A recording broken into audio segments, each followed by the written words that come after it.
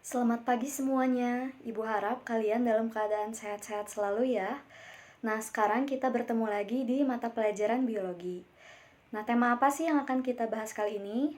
Nah, jika kemarin kalian telah membahas tentang hukum Mendel, pewarisan sifat tentang hukum Mendel, nah maka di pertemuan kali ini Ibu akan membahas tentang penyimpangan semu pada hukum Mendel. Nah, lalu tujuan pembelajaran apa sih yang diharapkan setelah kalian mempelajari tentang materi ini? Yang pertama, kalian diharapkan dapat mengemukakan definisi serta perbedaan dari atavisme, kriptomeri, epistasis hipostasis, komplementer, dan juga polimeri.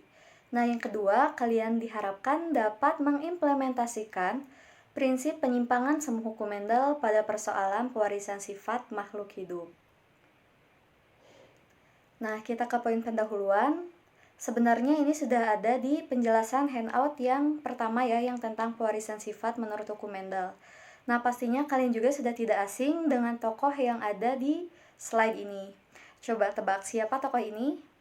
Yaps, betul sekali. Beliau merupakan Gregor Johann Mendel atau Bapak Genetika. Kenapa dikatakan demikian? Karena beliau yang pertama kali menemukan prinsip dasar tentang pewarisan sifat atau hukum Mendel melalui persilangan dengan kacang air cheese. Lalu, apa sih penyimpangan semu hukum Mendel? Kira-kira apa yang ada di benak kalian ketika Ibu menyebutkan kalimat penyimpangan semu hukum Mendel? Nah, pasti di benak kalian ya penyimpangan semu Bu yang terjadi pada hukum Mendel dan yang lain-lain. Coba kita lihat di slide selanjutnya. Nah, penyimpangan semu hukum Mendel merupakan bentuk persilangan yang menghasilkan rasio fenotip yang berbeda dengan dasar dihibrid menurut hukum Mendel. Hal ini disebabkan oleh beberapa gen yang saling mempengaruhi pada saat pembentukan fenotip keturunan. Nah, di sini ada gen yang saling mempengaruhi. Jadi, penyimpangan semu hukum Mendel ini terjadi karena adanya beberapa gen yang disilangkan atau ketika dikawinkan mereka saling mempengaruhi satu sama lain. Sehingga rasio fenotip yang dihasilkan ketika terjadi anakan atau persilangan itu berbeda dari rasio fenotip pada hukum Mendel 1 dan hukum Mendel 2. Tetapi, rasio fenotip ini masih mengikuti aturan dari hukum Mendel. Nah, di sini ada pembagian penyimpangan semu hukum Mendel. Nah, penyimpangan semu hukum Mendel ini dibagi menjadi 5. Yang pertama ada atavisme, kemudian kriptomeri, epistasis hipostasis, komplementer, serta polimeri. Nah, sebelum lanjut ke bahasan yang selanjutnya, sebenarnya ini juga sudah ada di pembahasan handout kemarin ya, di bagian glosarium. Namun di sini Ibu akan mengingatkan kembali agar ketika Ibu menjelaskan materi tentang penyimpangan semu hukum Mendel, kalian jadi ingat kembali dan tidak lupa. Yang pertama ada fenotip. Nah, fenotip ini merupakan sifat lahiriah yang tampak. Contohnya ini merupakan bulat, manis, lonjong, dan lain-lain. Jadi terlihat sifatnya. Lalu ada genotip, yaitu susunan genetik suatu sifat yang dikandung suatu individu yang menyebabkan munculnya sifat-sifat pada fenotip. Nah, berbanding terbalik dengan fenotip, jika genotip ini biasanya disimbolkan dengan kode-kode seperti M besar, M kecil misalnya. Fenotipnya bulat, maka genotipnya B besar, seperti itu. Lalu ada parental yang disimbolkan dengan P, yaitu induk atau orang tua. Nah, parental ini merupakan dua organisme yang disilangkan.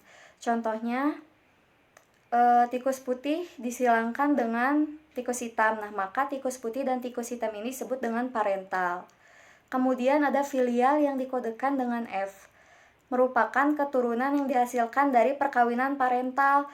Nah, jika seperti tadi ya, misal ada tikus putih disilangkan dengan tikus hitam, maka anakannya misal menghasilkan tikus berwarna abu-abu. Nah, maka tikus abu-abu ini merupakan filial atau F yang merupakan keturunan dari indukannya. Yang selanjutnya ada filial 1 atau F1 merupakan keturunan pertama. Filial 2 atau F2 merupakan keturunan kedua yang merupakan hasil persilangan dari F1 dan sesamanya. Selanjutnya ada alel. Alel merupakan anggota pasangan yang mempunyai sifat alternatif sesamanya. Yang selanjutnya ada dominan. Nah, dominan ini merupakan sifat-sifat yang muncul pada keturunan dan biasanya menutupi sifat yang lain. Biasanya ini dominan disimbolkan dengan huruf besar, contohnya dengan AA, M besar, M besar. Nah, sifat dominan misalnya antara bulat dan keriput, biasanya yang lebih dominan itu bulat. Jadi bulat disimbolkan dengan B besar dan B besar. Lalu ada resesif. Resesif ialah sifat-sifat yang tidak muncul pada keturunan, biasanya tertutupi oleh sifat yang dominan. Nah, resesif biasanya disimbolkan dengan huruf kecil, seperti A kecil, A kecil. Seperti tadi ya, misal bulat dengan keriput, berarti yang bersifat resesif ialah yang keriput. Maka keriput ini disimbolkan dengan K kecil dan K kecil. Lalu ada homozigot, merupakan pasangan kedua alel atau gen-gen yang sama. Contohnya A besar dengan A besar dan A kecil dengan A kecil, jadi keduanya ini sama. Misalnya juga pada B, B besar dengan B besar dan B kecil dengan B kecil, maka kedua hal tersebut dinamakan homozigot. Selanjutnya ada heterozigot, merupakan pasangan kedua alel yang tidak sama. Nah, jadi alelnya ini tidak sama, yang satu dominan, yang satu resesif. Jadi A besar dengan A kecil. Nah, lanjut ke bahasan kita yang pertama, yaitu mengenai atafisme. Atafisme ialah interaksi dua gen yang memunculkan fenotip baru pada keturunan pertama atau F1 yang berbeda dengan induknya.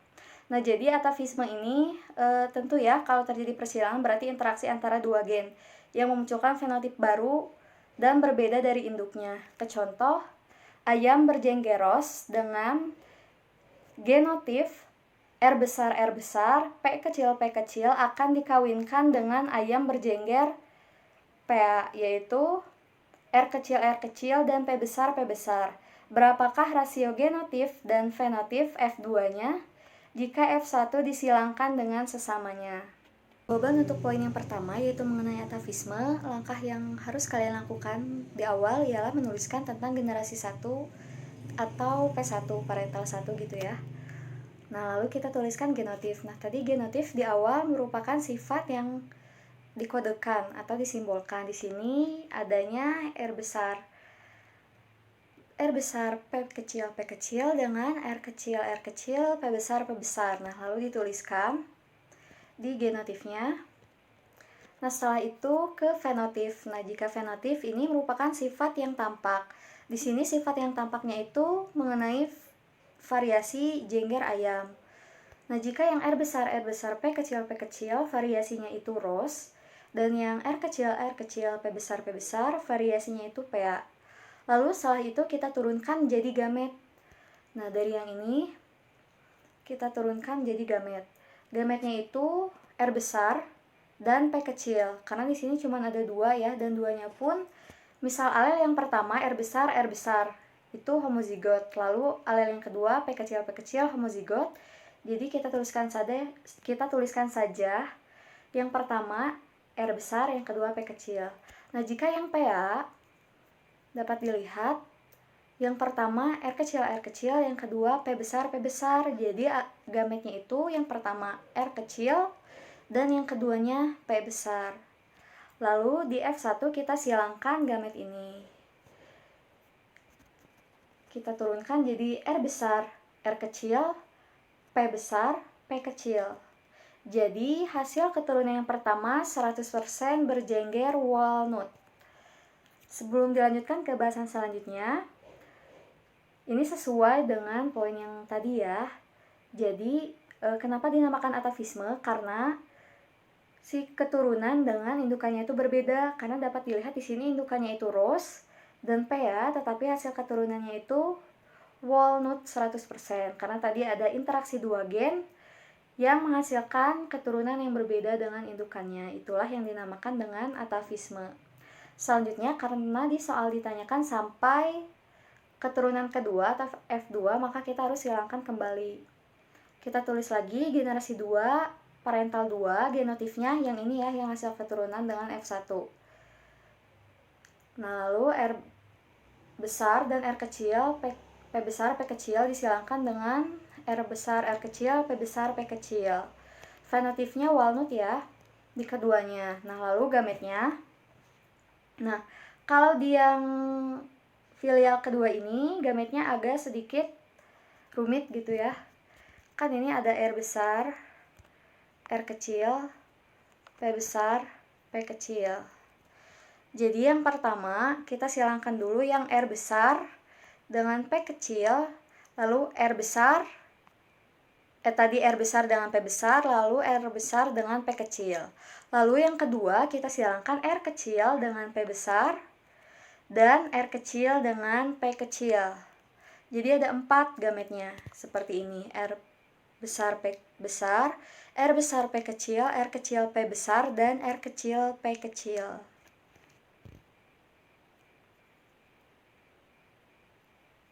Untuk kolom persilangan F2 seperti ini ya, jadi gametnya kita taruh di yang atas dan yang di samping ini. Nah, Ibu yakin untuk persilangan ini kalian pastinya sudah bisa semua ya. Seperti R besar, P besar disilangkan dengan R besar, P kecil. Jadi hasilnya R besar, P besar, P besar. Lalu R besar, P besar disilangkan dengan R besar, P kecil, hasilnya jadi R besar, P besar, dan P kecil. Begitupun seterusnya gitu. Jadi kalian silangkan yang bagian ini, yang di baris atas gitu, dengan yang di kolom samping ini. Sampai ada 16 persilangan. Nah, lalu kita menghitung yang pertama rasio fenotip. Nah, rasio fenotipnya ini ada walnut, tadi yang hasil keturunannya atau hasil anakannya, lalu ada PA, ada rose, dan ada yang single atau tunggal. Nah, bisa dilihat juga di rasio genotip ya. Walnut ini di yang berkode atau bersimbol R besar, P besar untuk walnut. Kita bisa hitung dulu. Di sini ada berapa yang dimerahi? Ada 1, 2, 3, 4, 5, 6, 7, 8, 9. Nah, berarti walnutnya ada 9 anakan. Lalu ada pula yang PA yang menyerupai indukannya yang pertama. Yang bergenotif R kecil, P besar. Di sini ada 3 ya yang beranakan PA. Lalu ada juga yang rose yang bergenotif R besar, P kecil. Ditandai dengan warna ungu, ada 3 pula. Lalu ada yang single atau tunggal. Ini yang bergenotif R kecil, P kecil. Jadi rasio genotif untuk yang atavisme ini 9 banding 3 banding 3 banding 1. Kedua yaitu mengenai kriptomeri. Nah, kriptomeri adalah sifat suatu gen dominan yang apabila berdiri sendiri maka sifat gen tersebut akan tersembunyi. Tetapi jika gen tersebut bertemu gen dominan lainnya, sifat gen tersebut baru akan muncul. Nah, jadi di kriptomeri ini, jika hanya si sifatnya itu berdiri sendiri, dia tidak akan muncul sifat yang ada di dalam gen tersebut, seperti sifat bulat. Nah, sifat bulat ini tidak akan muncul. Sifat bulat ini baru akan muncul jika si gen tersebut disilangkan dengan gen lain yang sama-sama dominan. Nah, contohnya persilangan bunga Linaria marokana warna merah dengan genotip A besar, B kecil, dengan bunga warna putih A kecil, B besar. Berapakah rasio genotip dan fenotipnya jika F1 disilangkan dengan sesamanya? Nah, bisa dilihat di sini ada gen dominan di kedua bunga Linaria marokana warna merah dan warna putih. Jika warna merah, gen dominannya itu A besar dan A besar, dan jika di yang warna putih, gen dominannya itu B besar dan B besar. Oh ya, satu lagi. Waktu pengalaman Ibu, nah, di soal UN atau di ujian-ujian biasanya itu yang suka keluar tentang penyimpangan semu hukum Mendel ini mengenai kriptomeri suka ada, yaitu tentang si bunga Linaria marokana. Jadi biasanya Ibu waktu itu selalu ingat rasio anakannya itu berapa, seperti itu. Karena soalnya kebetulan pilihan ganda, jadi tidak perlu menghitung, cukup langsung menghafal tentang rasio anakannya. Jawaban untuk poin yang kedua yaitu mengenai kriptomeri. Nah, jawabannya seperti yang pertama ya, kita tuliskan dulu generasi 1 P1. Di sini kita tuliskan genotipnya yang A besar, B kecil, dan A kecil, B besar, B besar. Lalu ke fenotip. Nah, jika di soal yang kedua ini, fenotipnya ada di variasi warna. Jika yang pertama fenotipnya warna merah, dan yang kedua fenotipnya warna putih. Lalu kita turunkan menjadi gamet dari genotipnya. Yang pertama A besar, dan yang kedua B kecil. Lalu di yang kedua ada A kecil dan B besar. Maka jika disilangkan antara gametnya akan menghasilkan keturunan yang pertama, yaitu A besar A kecil, B besar B kecil, dan 100% berwarna ungu. Nah, kenapa dinamakan kriptomeri? Karena demikian ya. Jadi setelah persilangan antara dua gen, maka akan menghasilkan gen dominan yang sebelumnya tertutupi. Karena sebelumnya kan gen warna ungu ini tidak tampak di antara induk yang satu dan induk yang lainnya gitu. Jadi baru akan tampak jika dikawinkan, dan dikawinkan ditemukan lagi dengan gen yang bersifat dominan. Ini kan ada ya di yang pertama itu yang A besar A besar. Ketutup ya. Yang ini. A besar A besar. Ini gen dominan. Lalu ditemukan kembali dengan yang B besar B besar, sama-sama gen dominan. Maka jika keduanya disilangkan, dapat memunculkan gen atau sifat yang sebelumnya tersembunyi, yaitu warna ungu. Maka itu dinamakan kriptomeri. Setelah itu kita tuliskan kembali generasi 2 parental 2. Untuk genotip kita tuliskan di hasil keturunan F1, yaitu A besar A kecil, B besar B kecil, dan yang di jantannya pun sama, A besar A kecil, B besar B kecil. Lalu fenotipnya ungu, dua-duanya ungu. Nah, untuk gametnya sama seperti yang awal ya, yang atavisme. Jadi misalnya A besar A kecil dengan B besar B kecil, maka ya hal yang pertama yang harus dilakukan yaitu menyilangkan yang A besar dengan B besar, lalu A besar dengan B kecil. Lalu yang kedua, silangkan yang A kecil dengan B besar dan A kecil dengan B kecil, maka akan dihasilkan 4 buah gamet di keduanya ya. Nah, jika telah diturunkan gametnya, maka bisa langsung disimpan di kotak persilangan untuk yang F2. Seperti ini. Kalian bisa taruh di mana aja, misal yang betina mau di atas, yang jantan mau di bawah, ataupun sebaliknya gitu, nggak masalah. Lalu kita silangkan yang kotak yang di atas dengan yang di bawah ini. Jadi misal A besar dengan B besar disilangkan dengan A besar dengan B besar, maka hasilnya A besar A besar, B besar B besar. Lalu misal yang ini A kecil B kecil dengan A kecil B kecil, maka hasilnya A kecil A kecil, B kecil B kecil, dan seterusnya. Lalu setelah itu dapat dihasilkan rasio fenotip dan genotipnya. Nah, untuk yang ungu, rasio genotipnya itu yang A besar, B besar. Lalu kita hitung ada berapa yang A besar, B besar di kolom persilangan F2. Misal ada 9. Lalu setelah itu kita tuliskan yang merah. Yang merah itu yang bergenotip ini ya. Yang A besar, B kecil. Kita lihat yang A besar, B kecil itu ada berapa? Ternyata ada 3, kita tuliskan 3. Lalu yang putih. Nah, yang putih ini ada 2 genotipnya. Ada yang A besar, A kecil, B besar, dan yang A kecil, B kecil gitu. Yang pertama yang A kecil, B besar itu ada 3. Lalu yang A kecil, B kecil ada 1. Jadi jika dijumlahkan untuk rasio fenotipnya, yang putih itu 3 tambah 1 ada 4. Jadi untuk yang kriptomeri, rasio anakannya itu 9 banding 3 banding 4. Kemudian poin berikutnya mengenai epistasis dan hipostasis. Nah, epistasis adalah gen yang sifatnya mempengaruhi atau menghalangi gen lain yang bukan pasangan alelnya.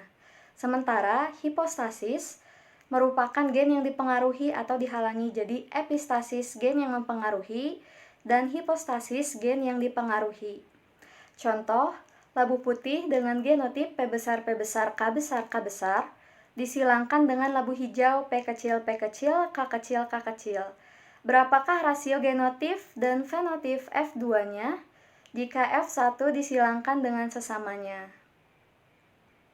Jawaban di poin nomor 3 yaitu epistasis, hipostasis.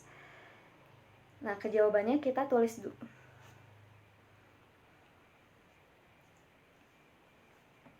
Lalu ke jawaban di poin nomor 3 yaitu epistasis dan hipostasis. Nah, seperti yang biasa ya, jadi sebelum melakukan persilangan, kalian tuliskan dulu generasi 1 dan parental 1. Di sini genotifnya yang pertama P besar, P besar, K besar, K besar, disilangkan dengan P kecil, P kecil, K kecil, K kecil.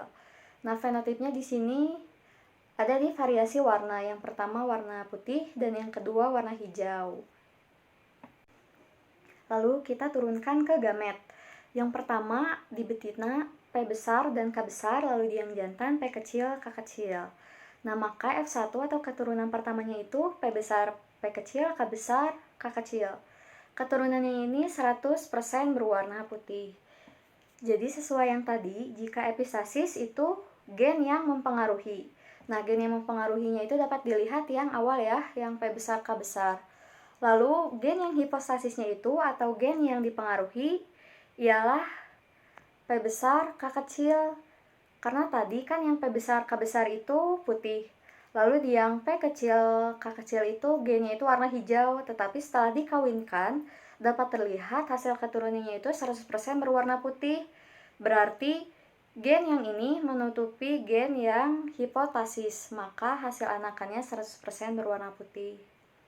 Lalu kita masuk ke generasi kedua atau parental kedua. Genotifnya kita tuliskan di yang hasil F1, P besar, P kecil, K besar, K kecil. Begitupun dengan yang jantan. Lalu kita masukkan fenotipnya warna putih di keduanya. Nah, untuk penurunan gametnya sama seperti yang tadi ya, ingat. Silangkan dulu yang P besar dengan K besar dan K kecil, lalu baru silangkan yang P kecil dengan K besar dan K kecil. Maka ada 4 gamet di antara keduanya, baik yang betina maupun yang jantan. Lalu seperti biasa, kita simpan lagi di kotak persilangan F2. Nah, untuk yang ini dapat dilihat rasio fenotip atau genotipnya. Jika untuk yang berwarna putih, rasio genotipnya itu yang P besar, K besar. Kita dapat lihat ada 9. Lalu ada pula rasio genotip untuk yang warna putih itu yang P besar, K kecil. Di sini yang P besar, K kecilnya itu ada 3. Jadi ditambahkan untuk yang warna putih 9 ditambah 3, 12. Lalu ada yang warna kuning yang bergenotip P kecil, K besar. Nah, ini ada 3. Maka kuning 3, lalu yang hijau dengan P kecil, K besar. K kecil. Yang hijau ya, P kecil, K kecil. Ada 1, maka untuk rasio anakannya, untuk yang epistasis, hipostasis, 12:3:1.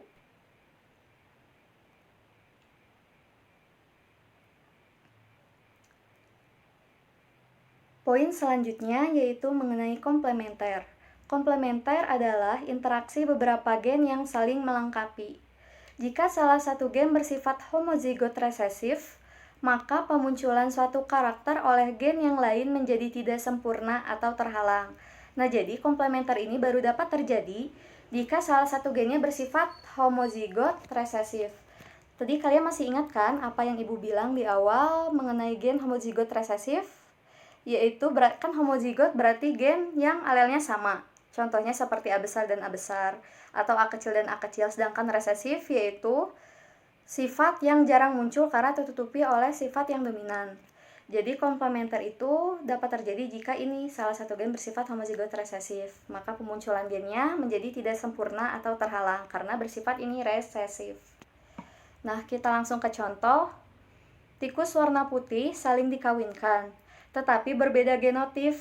Berapakah rasio genotip dan fenotip F2-nya jika F1 disilangkan dengan sesamanya? Untuk jawaban di poin keempat yaitu komplementer. Seperti biasa, jadi sebelum melakukan persilangan, kalian tuliskan dulu generasi 1, parental 1. Lalu tuliskan genotipnya A besar, B kecil, B kecil dengan A kecil, B besar, B besar. Lalu fenotipnya tadi dua-duanya sama-sama tikus putih. Maka penurunan gametnya A besar, B kecil, dan A kecil, B besar. Maka keturunan F1-nya A besar, A kecil, B besar, B kecil. Jadi 100% warna abu-abu. Lalu untuk generasi 2, parental 2, genotifnya kita turunkan dari yang hasil filial 1 ya. A besar, A kecil, B besar, B kecil, fenotipnya berwarna abu-abu. Nah, untuk penurunan gametnya sama seperti 3 hal yang telah Ibu jelaskan sebelumnya. Lalu kita turunkan kembali ke tabel persilangan F2.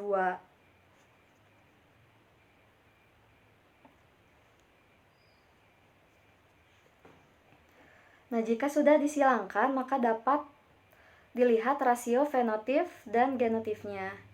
Nah, untuk yang abu-abu ini bergenotip A besar, B besar, yaitu 9. Ada 9 genotip di tabel tersebut. Lalu yang putihnya ada yang bergenotip A besar, B kecil, ada 3. Ada pula yang A kecil, B besar, ada 3. Dan ada pula yang A kecil, B kecil, ada 1. Jadi yang putihnya itu jika kita tambahkan 3 tambah 3 tambah 1 yaitu 7. Jadi perbandingan rasio anakan untuk yang hukum komplementer ini ada 9:7. Last but not least, mengenai polimeri. Polimeri adalah bentuk interaksi gen yang bersifat kumulatif atau saling menambah, menggunakan simbol gen yang sama. Kita langsung ke contoh. Persilangan gandum berbiji merah gelap disimbolkan dengan M besar 1, M besar 1, M besar 2, M besar 2, dengan gandum berbiji putih M kecil 1, M kecil 1, M kecil 2, M kecil 2. Berapakah rasio genotip dan fenotip F2-nya jika F1 disilangkan dengan sesamanya?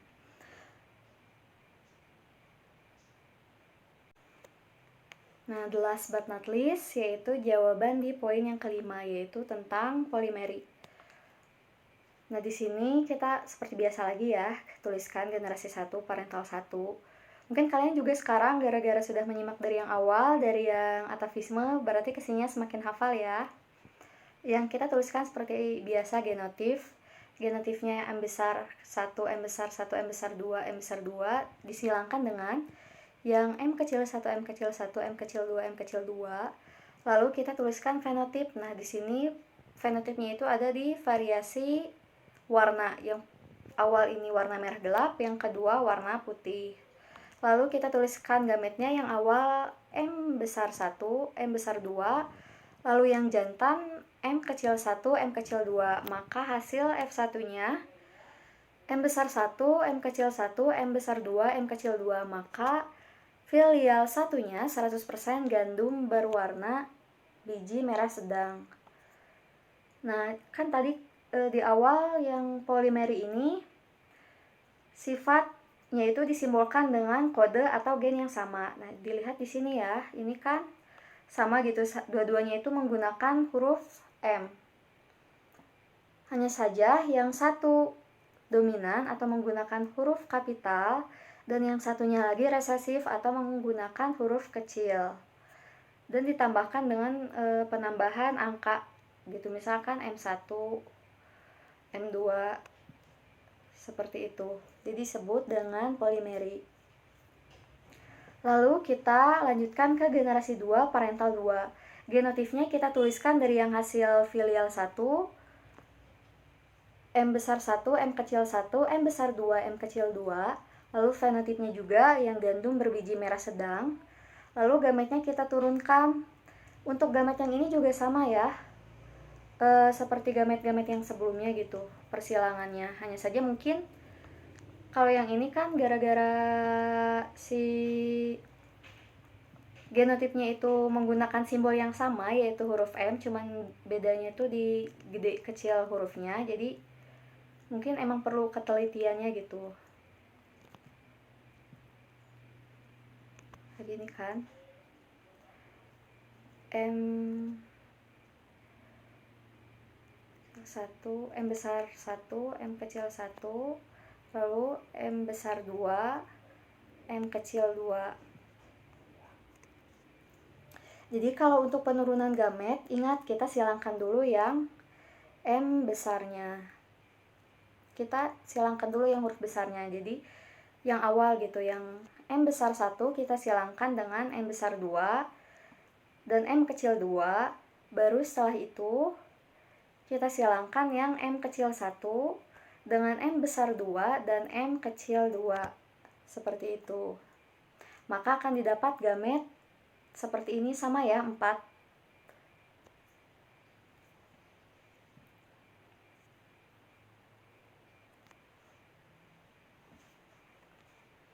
Lalu setelah didapat gamet, kita masukkan ke kolom persilangan F2.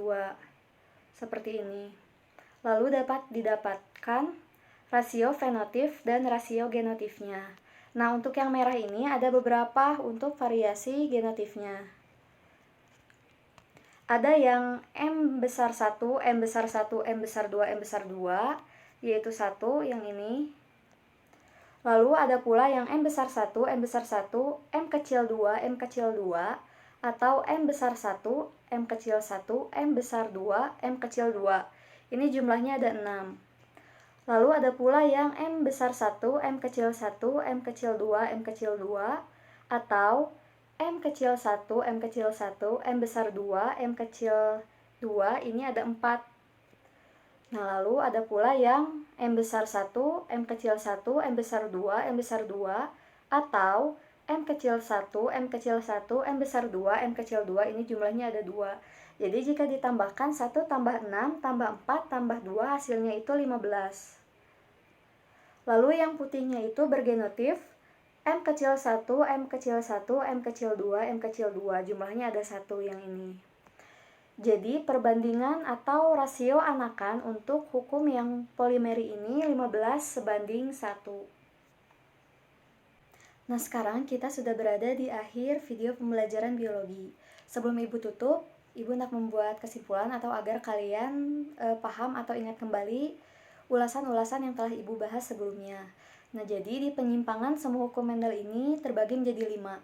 Yang pertama itu ada atavisme, yaitu interaksi antara dua gen yang hasil keturunannya akan berbeda dengan induknya. Contohnya yang walnut tadi ya, rasio anakan untuk atavisme ini 9:3:3:1. Nah, yang kedua ada kriptomeri, yaitu gen yang awalnya tertutupi dan baru akan muncul atau tampak jika indukannya ini saling dominan atau sifat dominan disilangkan dengan sifat dominan, maka sifat yang tertutupi tadi baru dapat muncul. Contohnya yang tadi ya, yang perbedaan di warna pada tumbuhan, yang satu warna merah, yang satu warna putih, maka hasil keturunannya itu berwarna ungu. Nah, rasio anakan untuk hukum kriptomeri ini 9:3:4. Nah, yang ketiga ada epistasis, hipostasis. Nah, contohnya yang labu. Yang labu warna putih, epistasis atau gen yang mempengaruhi, sedangkan labu yang berwarna hijau, hipostasis atau gen yang dipengaruhi. Maka hasil keturunannya ini berwarna putih karena epistasis menutupi gen yang bersifat hipostasis. Adapun rasio anakan untuk epistasis, hipostasis ini 12:3:4. Nah, yang keempat ada komplementer. Komplementer ini gen yang saling melengkapi. Jika yang salah satunya homozigot resesif, maka penampakan suatu sifat akan tertutupi. Contohnya yang tadi ya, tikus putih. Tikus putih disilangkan dengan sesamanya tetapi berbeda genotip. Maka hasil anakannya itu tadi di persilangan F1 tikus berwarna abu-abu. Nah, rasio anakan untuk yang komplementer ini 9:7. Adapun yang terakhir yaitu polimeri. Nah, polimeri ini merupakan gen yang bersifat kumulatif atau saling menambahkan. Biasanya juga disimbolkan dengan simbol atau kode yang sama seperti tadi M besar 1, M besar 1, M besar 2, M besar 2 disilangkan dengan M kecil 1, M kecil 1, M kecil 2, M kecil 2. Nah, lalu rasio anakannya ini 15:1. Sekian dari Ibu, semoga pembahasan kali ini dapat kalian pahami. Dan jika ada beberapa poin yang tidak kalian pahami dengan jelas, kalian dapat mendiskusikannya bersama-sama dengan Ibu tentunya di grup WhatsApp ya, di grup WhatsApp yang kelas 12 IPA 1 sampai 3. Kalian bisa mendiskusikannya atau mencatatkan pertanyaan di situ jika ada poin yang belum kalian pahami. Sekian dari Ibu, semoga kalian sehat selalu. Sampai bertemu di pertemuan selanjutnya tentang pola hereditas pada manusia.